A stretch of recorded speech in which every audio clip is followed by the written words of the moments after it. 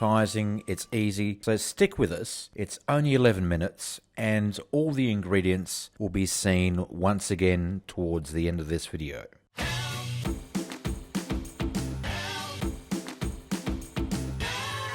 So today I thought we'll do something different.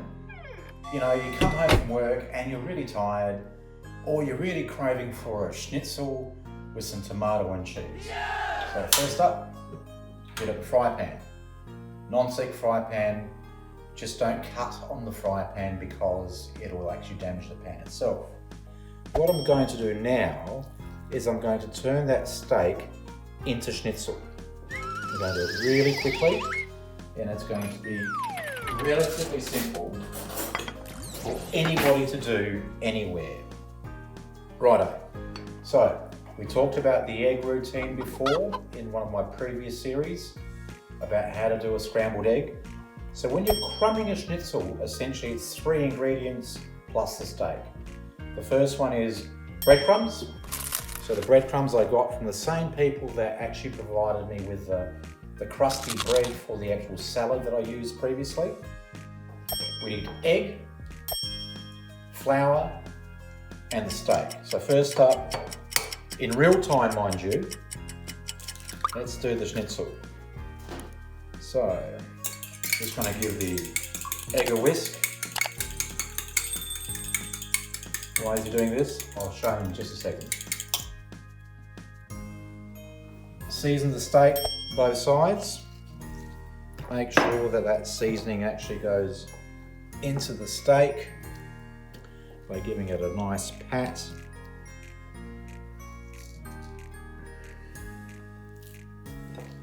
Cool. I can feel my fry pan, which has been giving me trouble all day, slowly coming around. Now, Ziploc bag. Wait, what?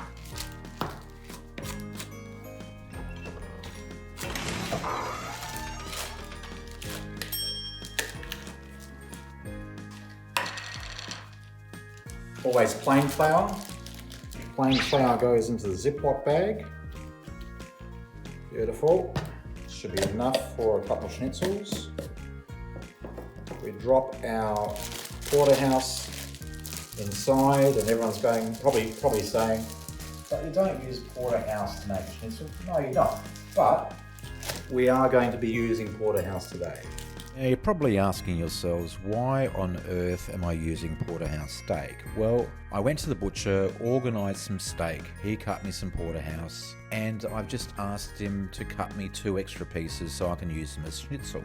So rather than go and buy several different choices and several different cuts of meat, I prefer to know where my ingredients come from. Now, what on earth is he doing with this plastic bag malarkey? Well, it's simple.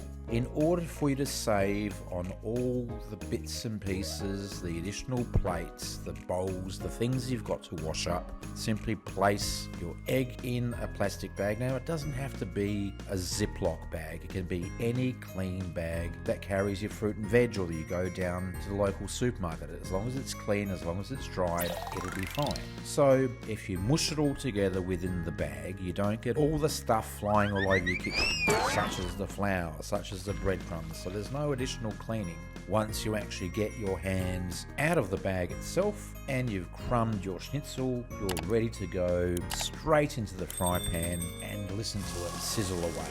So the only thing that you'll be washing up after doing this particular process is your fingers to remove any excess flour or moisture or breadcrumbs from your hands.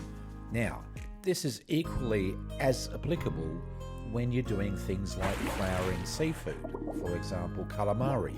You can flour it and breadcrumb it in exactly the same way. And on a final benefit, if you're doing and actually feeding 6 people, you can do this really, really quickly without making a mess that will reflect the fact that you're cooking for 6 individuals. So let's keep going, stay tuned, because it does get better from here. There we go. Fry pan should be sufficiently warmed up by now. We add a dollop of olive oil. Steak comes out. Make sure that it's covered well. You can see if it's not. Get rid of the dirty plate, you don't really need to watch that. Okay. One steak's in.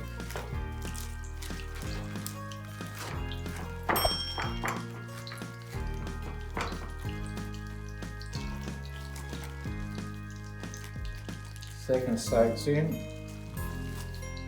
Now, if my mother saw me do this, she would be absolutely freaking out about using olive oil. Oh, hell no! To fry a schnitzel. Bad luck. We'll let that simmer for a few minutes. I'll come back in a sec.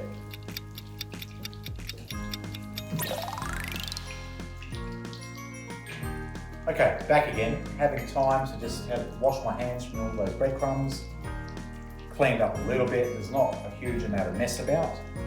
So the next stage with my schnitzel and my tomato and cheese, I've got some bigger slices, they're the extra strong bigger packs.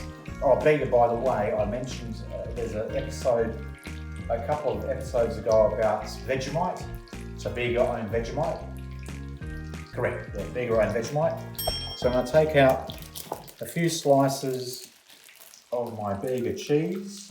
Now, children, you really shouldn't be playing with your food with your fingers. A, it's not really hygienic. B, you might get burnt, but given that you're cooking for yourself, obviously there's some exceptions to this particular rule. Now, you can all stand around, watch me watching the food, but if you just be with us, it will be worthwhile. Like so. That's the cheese done. Set the burger aside. Plain flour's there. Now we have some tomato, which we're going to cut thinly.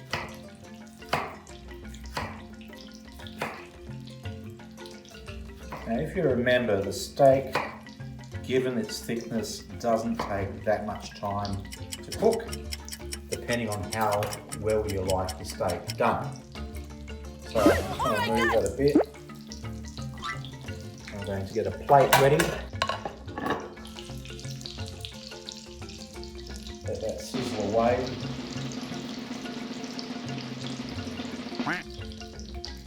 We'll give it a few minutes and I'll come back to you. A few moments later.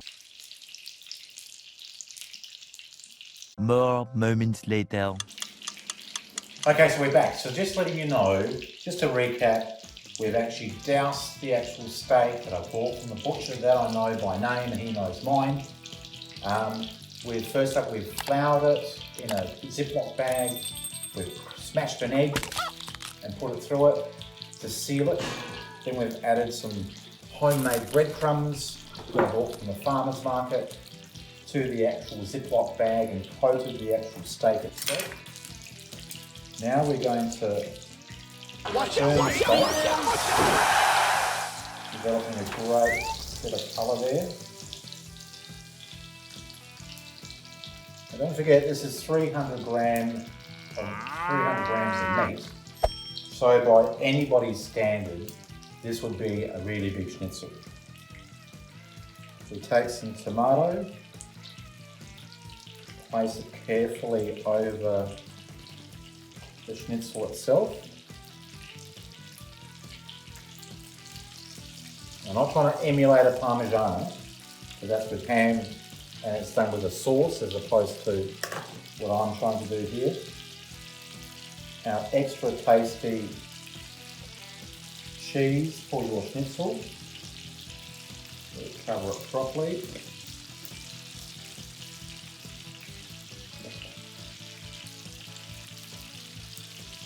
And now we just let it finish. Maybe a little bit of colour on top, just to identify that it's got tomato in there. So we'll give that a few minutes. I do want to try to melt that top of the cheese off. It should melt if there's enough residual heat. Oh, that's hot. But to accelerate the process, what I will do is I've tried ever so carefully to take some of this hot oil, I don't know what this is called, process, that'll add some heat to the top. And again, I'm cooking in real time, I'm not cooking with any smoke and mirrors. So what we've done is we've shown you a few episodes of how to cook eggs, how to cook pasta, how to cook rice. Now we've done some salads in our previous episodes. We'll do steak next, and just hoping to do some building blocks. So that's really the goal of this particular Help Me Cook series, is to help me understand how to cook. The next particular episode will actually be interviewing some people and asking what is the first thing that you've actually cooked when you were left unsupervised. Do stay tuned. That's not too far away. Hope you enjoy this one. Please subscribe, because that's the only way we get to make these videos. Parsley, scrunch the parsley up so it's small. And just very, very, very carefully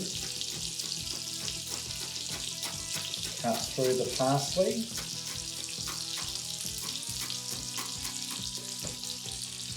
Take the excess, because you're only feeding yourself or someone else. That should, I don't really play with knives.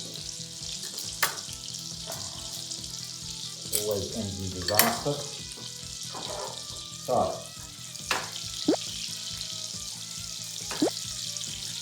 snap over the top of it.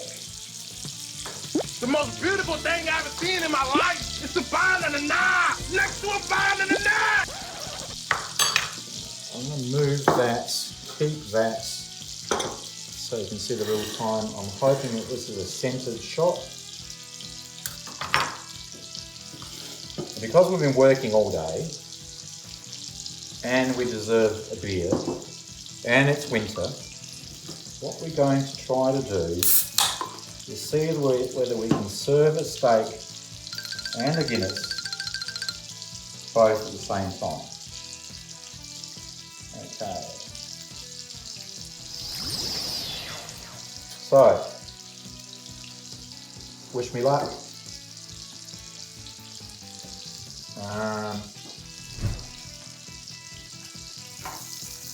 So we go 1, 2, 3. This is exactly what I've been waiting for.